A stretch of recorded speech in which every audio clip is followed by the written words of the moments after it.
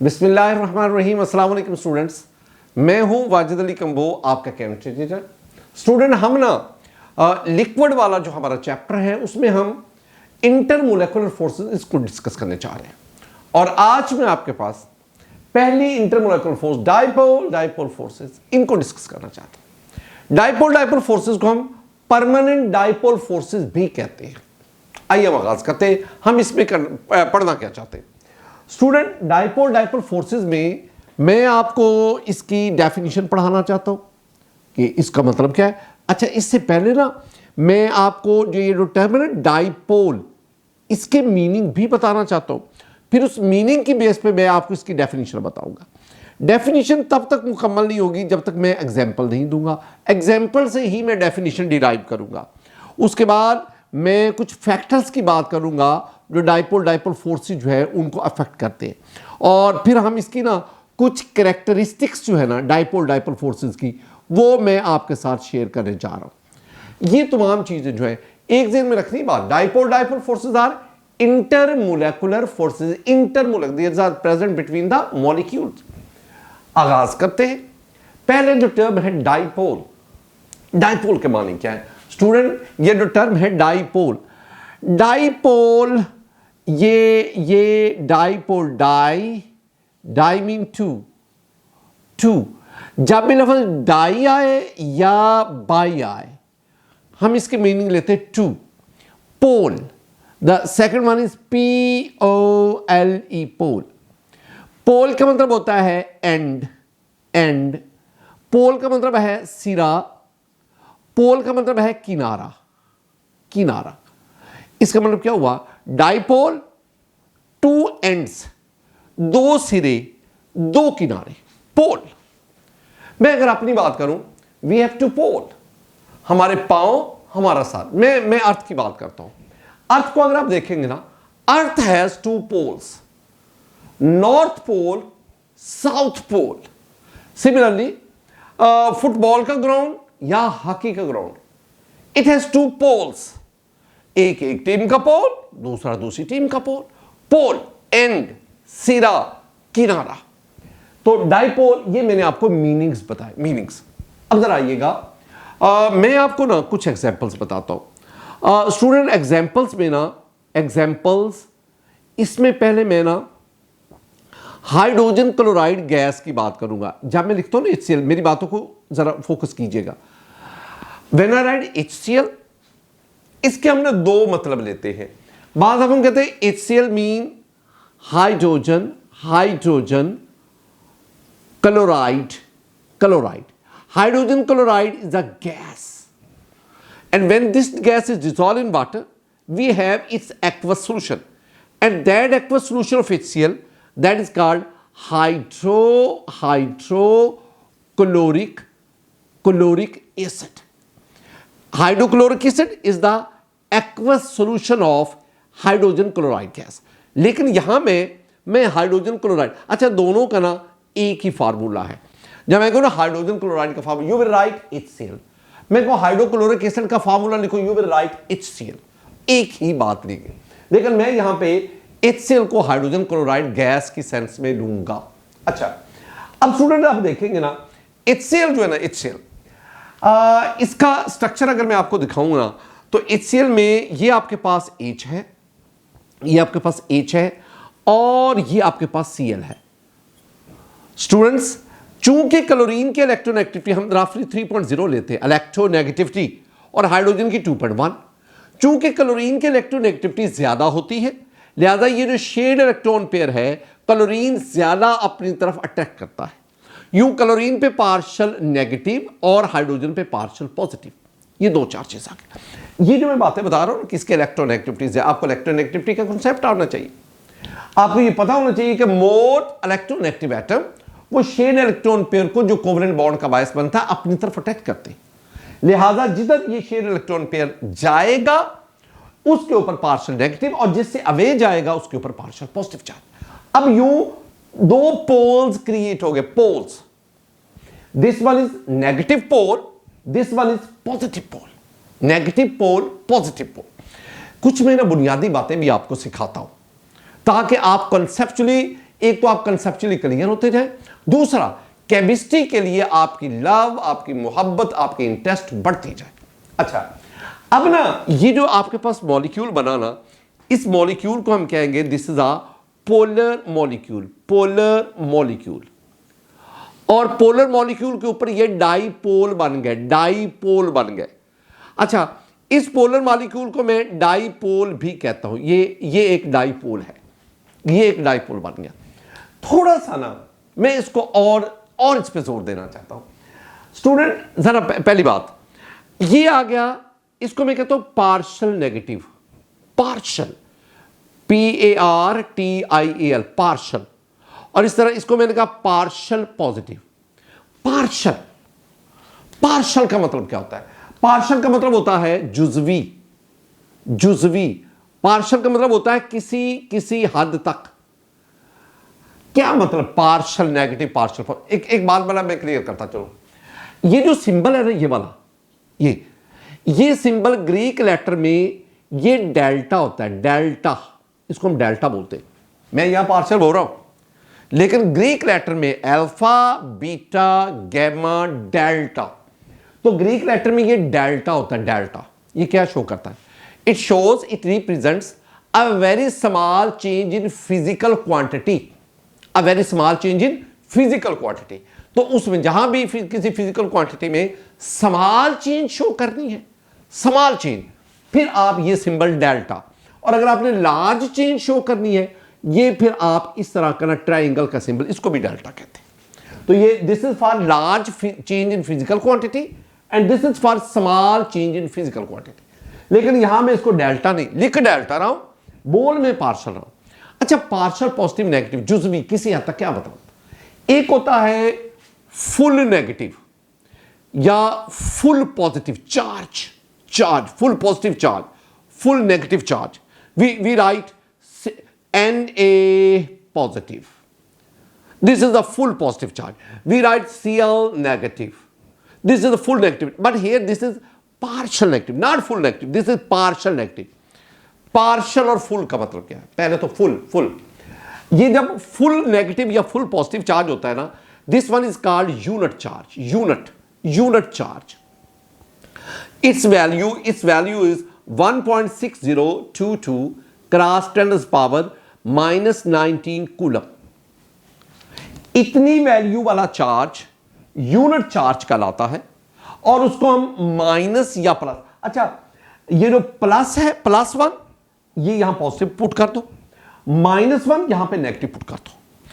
चले मैं तीसरी बात करता हूं, ये जो फुल चार्ज होता है इसको हम 100 से, हम कहते हैं ये 100 है, 100। लेकिन ये जो पार्शियल पॉजिटिव नेगेटिव है, ये पूरा चार्ज नहीं है, इसकी वैल्यू इतनी नहीं है, ये 100% नहीं है, ये ना 20 to 80% होता है, 20 to 80%, 20 to 80%, यानी फुल 100% नहीं है, 0 भी नहीं है, 20 to 80 है, इसकी रेंज में। That is why this is called partial positive, this is called partial negative. इसका मतलब है अगर ये इलेक्ट्रॉन जो हाइड्रोजन का है, जिसको मैं सर्कल से शो कर रहा हूं, अगर ये मुकम्मल तौर पर क्लोरीन के ऊपर चला जाए, तो फिर क्लोरीन के ऊपर फुल नेगेटिव चार्ज आएगा और हाइड्रोजन के ऊपर फुल पॉजिटिव चार्ज आएगा। लेकिन अगर ये किसी हद तक इसकी तरफ चला जाए, तो फिर इसके ऊपर पार्शियल नेगेटिव और उसके ऊपर पार्शियल। लेकिन ये जो पार्शियल नेगेटिव और पॉजिटिव, ये मुस्तकिल तौर पर इनके ऊपर रहते हैं। लिहाजा ये जो डाइपोल आपके पास बना, पोलर मॉलिक्यूल, ये जैसे मैंने क्या एक थोड़ी सी ना वैसे मैं आपको एक्सप्लेन करता चलो स्टूडेंट। जो पोलर मॉलिक्यूल, जब आप पोलर कहें तो आप साथ मॉलिक्यूल कहेंगे, लेकिन जब आप डाइपोल कहेंगे ना, डाइपोल, तो फिर आप साथ मॉलिक्यूल नहीं कहेंगे। यानी HCl is a polar molecule, it's okay, HCl is a dipole molecule. No. You will only say HCl is a dipole. When you say dipole, understood this one is a molecule. तो dipole के साथ molecule नहीं लिखते। अब ये आपके पास एक polar molecule बन गया। मैं एक और भी चीज बताता चलो। अगर मैं ना ये जो आपके सामने HCl है, अगर इसकी मैं इलेक्ट्रॉन डेंसिटी मैप या पिक लूं ना, look at this one is the electron density map of HCl. Electron density जो है, that is more towards chlorine atom and less towards hydrogen atom. In this way, dipole are created in this molecule. One is the partial negative and other is the partial positive. तो this is the dipole. ये dipole है. बिल्कुल इसी तरह एक और dipole ले लो, एक और dipole H और Cl. बिल्कुल वही बातें. This carry partial negative charge, this carry partial positive charge. This one is also a polar molecule. या अगर आप पोलर कहेंगे तो पोलर मॉलिक्यूल कहेंगे, नहीं डाइपोल कह रहे हो तो just you will put the dipole here. अब हम डेफिनेशन की तरफ आते हैं. मैं आपको ना इसकी डेफिनेशन बताना चाहता हूं. डेफिनेशन अब क्या है कि इस पोलर मॉलिक्यूल का पार्शियल नेगेटिव एंड इस पोलर मॉलिक्यूल के पार्शियल पॉजिटिव एंड के साथ ये अट्रैक्शन क्रिएट करता है. ये अट्रैक्शन, ये जिसको मैं डॉट से शो करता हूं, this attraction is called dipole force. ये एक डाइपोल, ये एक डाइपोल, इन दोनों के दरमियान जो अट्रैक्टिव फोर्स है. मैंने दोबारा आपसे कहा कि ये डाइपोल है, ये परमानेंट होते हैं. परमानेंट यानी आप इसको डाइपोल को ना मैं आगे चल के लिखूंगा कि दीज आर परमानेंट डाइपोल. तो HCl एक permanent dipole, HCl another permanent dipole. इन दोनों के दरमियान जो फोर्स ऑफ अट्रैक्शन है, जो इनके चार्जेस की वजह से है, इस फोर्स ऑफ अट्रैक्शन को हम क्या कहते हैं? Dipole force. यानी अब आप इसे क्या कहेंगे? आप कहेंगे the attractive force, this one, the attractive force between positive end of one molecule and negative end of another polar molecule. Positive end of one molecule and negative end of another molecule, this is called dipole force. Dipole तो क्या? Attractive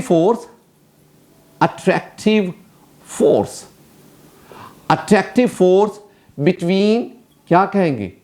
between positive end of one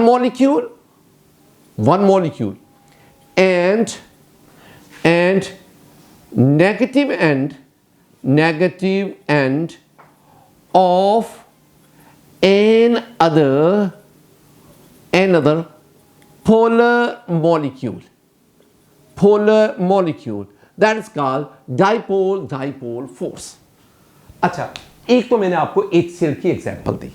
अब एक और example भी आप देखें. जो second one example, that is we take the example of chloroform. मैं ना क्लोरोफॉर्म का फार्मूला लिख के देता हूं. क्लोरोफॉर्म को हम लिखते हैं CHCl3. अच्छा, इसको ना हम ट्राइक्लोरोमीथेन भी कहते हैं. ट्राइक्लोरोमीथेन भी हम इसको कहते हैं. क्लोरोफॉर्म को ट्राइक्लोरोमीथेन भी कहते हैं. अच्छा, क्लोरोफॉर्म का एक मॉलिक्यूल तो देखें.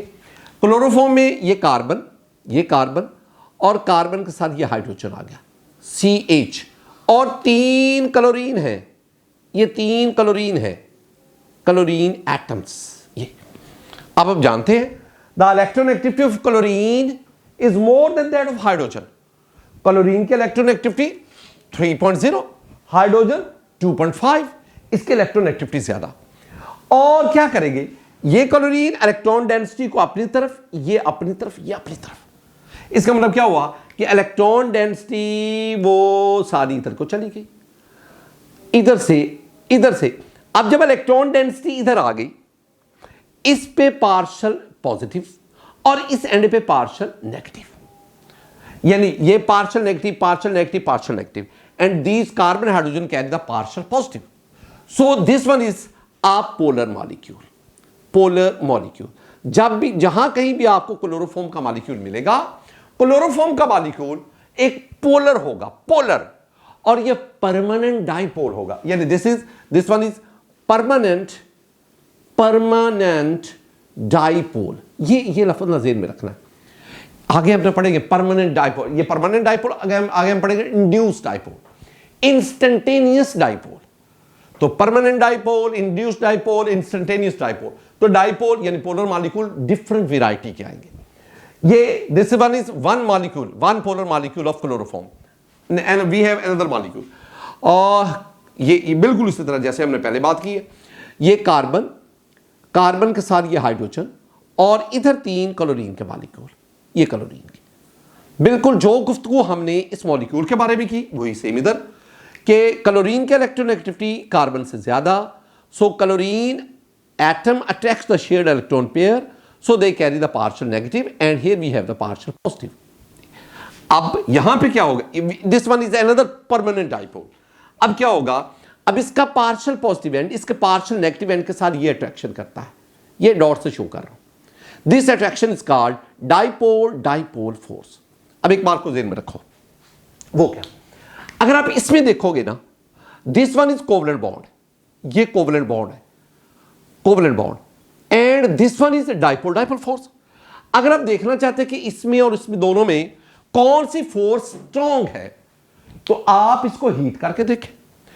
जब आप इसको हीट करेंगे, पहले ये ब्रेक होगा और ये मॉलिक्यूल्स एक दूसरे से आइसोलेट होंगे, अलग होंगे। अब उसके बाद अगर बहुत ज्यादा हीट करेंगे तो फिर ये ब्रेक होगा। इसका मतलब है चूंकि ये कम एनर्जी पे टूट रहा है, this one is weaker attractive force, और ये उसके मुकाबले में कंपैरेटिवली वेरी स्ट्रॉन्ग है। We can say that dipole dipole force is 1% as effective as covalent bond। इस दिन में रखना है क्या, मैंने कहा डाइपोल डाइपोल फोर्स इज 1%, ये बात से रखनी है। मैंने कहा कि डाइपोल डाइपोल डाइपोल फोर्स जिसे मैं परमानेंट डाइपोल फोर्स भी कहता हूं, is 1% as effective as covalent bond। Means covalent bond इससे बहुत ज्यादा स्ट्रॉन्ग है।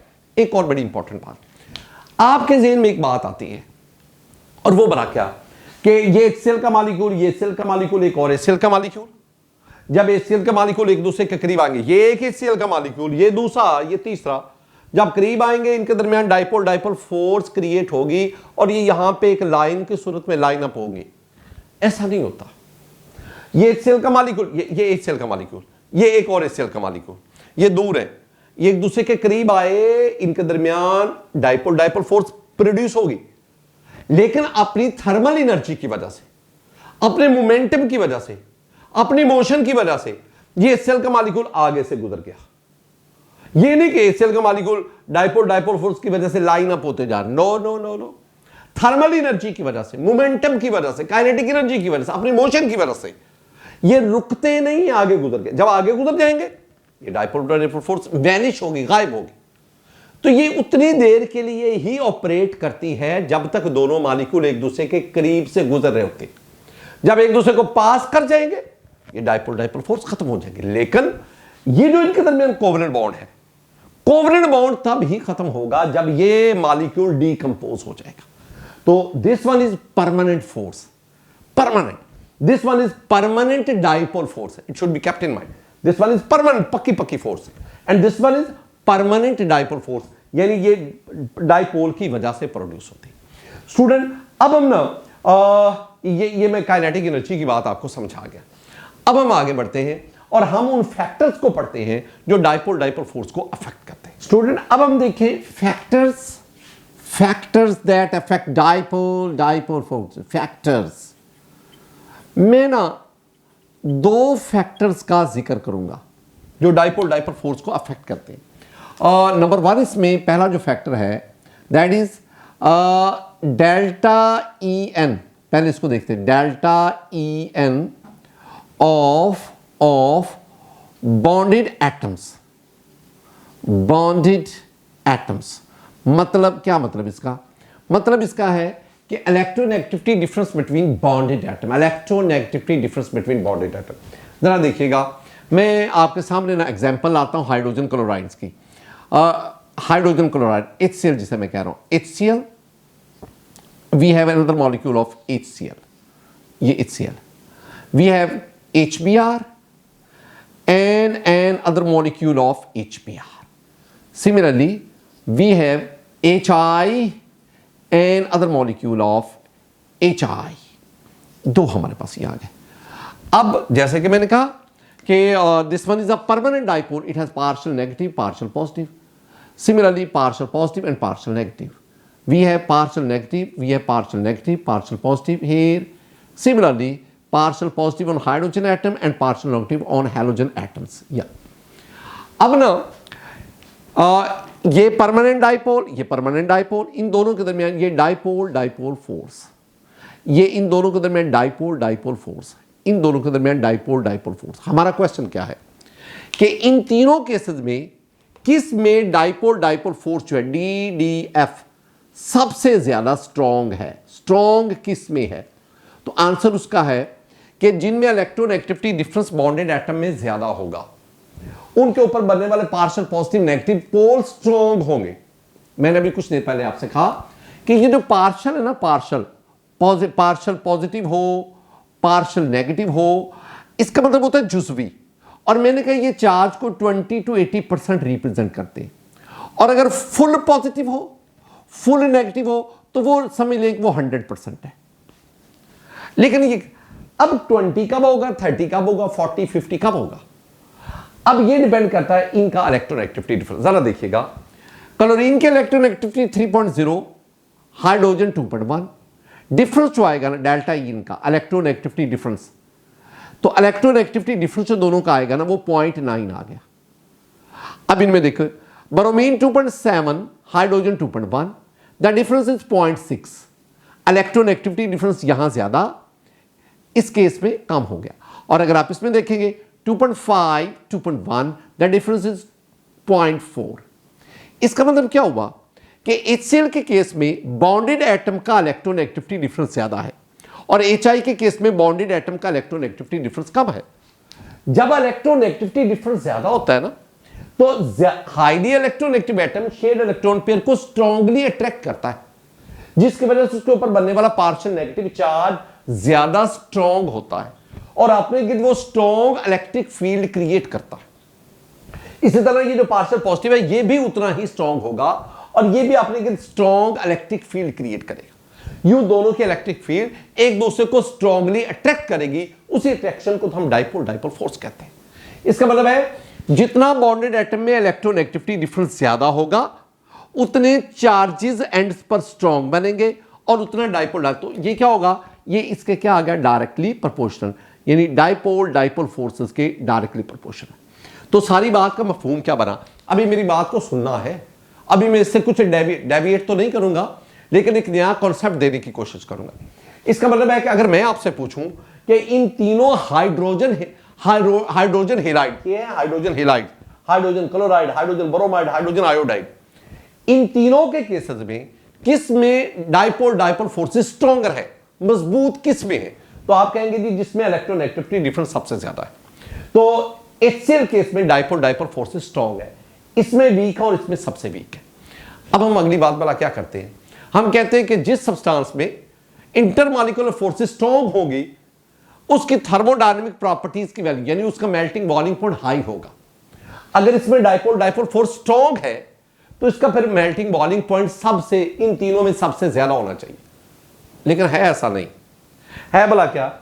इसका जो पहला वाला है, इसका जो मैं बॉइलिंग पॉइंट की बात करूंगा, इसका जो बॉइलिंग पॉइंट है वो -85 डिग्री सेंटीग्रेड है, इसका बॉइलिंग पॉइंट -67 डिग्री सेंटीग्रेड है और इसका जो बॉइलिंग पॉइंट है वो -37 डिग्री सेंटीग्रेड, रफली कह रहा हूं।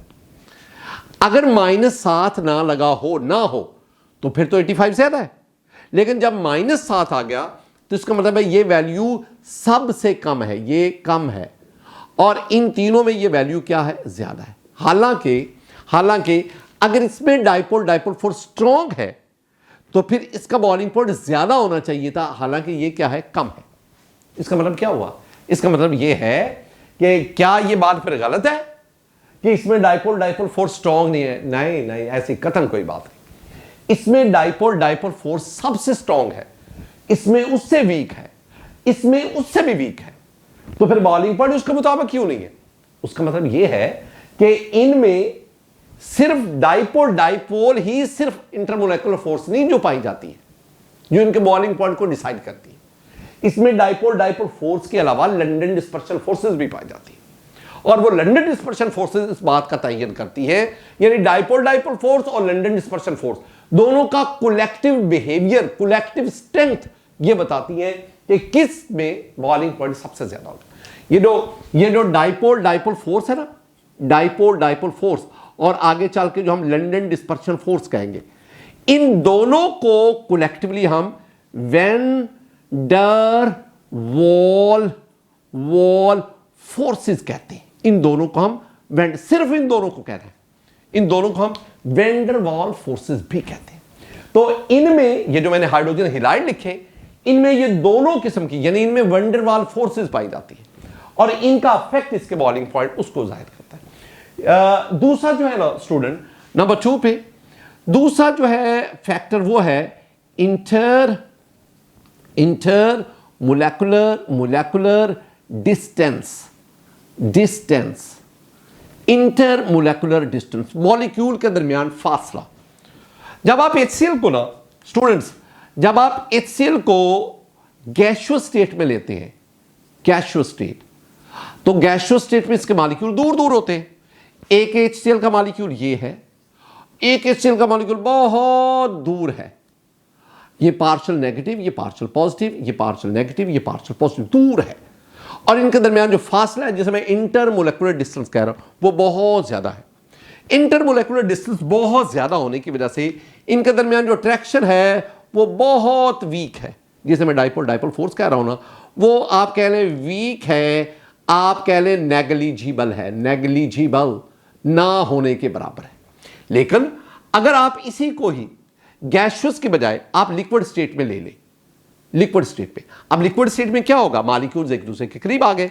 मॉलिक्यूल जब एक दूसरे के करीब आएंगे ना, तो उनके दरमियान इंटरमोलेकुलर डिस्टेंस जो है वो कम हो जाएगा, ये कम हो जाएगा। जब इंटरमोलेकुलर डिस्टेंस कम होगा तो हम भला क्या कहेंगे, हम कहेंगे अब इनके दरमियान जो डाइपोल डाइपोल फोर्स है वो पहले की निस्बत क्या होगी, स्ट्रॉन्ग, ये कंपैरेटिवली सिग्निफिकेंट होगी, सिग्निफिकेंट अट्रैक्टिव फोर्स बन गई। तो स्टूडेंट, अगर इंटरमोलेकुलर डिस्टेंस कम होगा, डाइपोल डाइपोल फोर्स स्ट्रॉन्ग होगी, और अगर इंटरमोलेकुलर डिस्टेंस बढ़ता जाएगा तो डाइपोल डाइपोल फोर्स। तो मैं क्या कहूंगा कि intermolecular distance is inversely proportional to dipole dipole forces.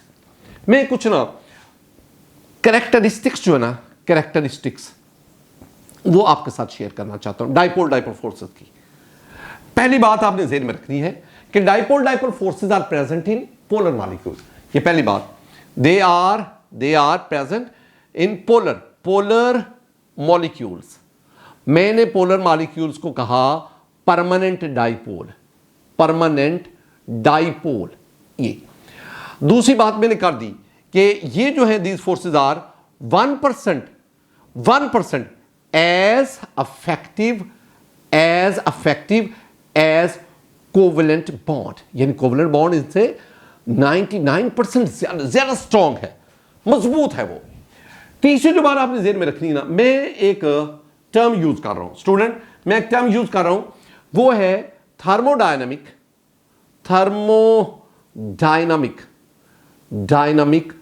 Parameters. Thermodynamic parameters, वो पैरामीटर्स,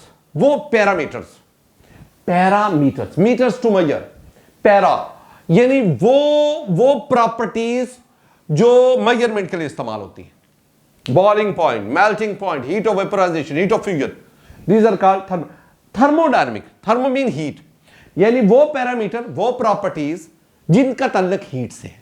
थर्मोडायनामिक पैरामीटर से मेरी मुराद है मेल्टिंग पॉइंट, मेरी मुराद है बॉइलिंग पॉइंट, मेरी मुराद है इंथैल्पी ऑफ या मोलर हीट ऑफ वेपोराइजेशन, मेरी मुराद है molar heat of fusion and many more. ये जो thermodynamic parameters of a substance, they are directly related to the strength of dipole dipole forces. अगर किसी सब्सटेंस में डाइपोल डाइपोल फोर्सेस स्ट्रॉन्ग है तो उनके इन थर्मोडायनामिक पैरामीटर की वैल्यू हाई होगी। स्टूडेंट, ये था हमारा आज का लेक्चर, जिसमें मैंने सिर्फ आपको डाइपोल डाइपोल फोर्सेस नहीं समझाया, मैं आपको बेसिक कॉन्सेप्ट भी कन्वे करता हूं ताकि आपकी केमिस्ट्री में इंटरेस्ट जो है ना, और केमिस्ट्री पढ़ते हुए आप इंजॉय करें, आप बोर ना हो, आप इसको ड्राई सब्जेक्ट ना समझें। मेरा ये जो चैनल है ये सिर्फ और सिर्फ अल्लाह की रजा के लिए है। इसका मकसद है कि सीखने के अमल को आसान करना, और अल्हम्दुलिल्लाह अल्हम्दुलिल्लाह आप सारे लोग जो है ना सीखने के इस अमल को आसान करने में आप मेरे साथ हैं। हम इल्म की इस रोशनी को घर घर पहुंचा रहे हैं और पहुंचाते जाएंगे जितनी अल्लाह ने हमें तौफीक दी है, जितनी अल्लाह ने हमें हिम्मत दी। अल्लाह ताला हम सब से राजी हो। अस्सलाम वालेकुम व रहमतुल्लाह।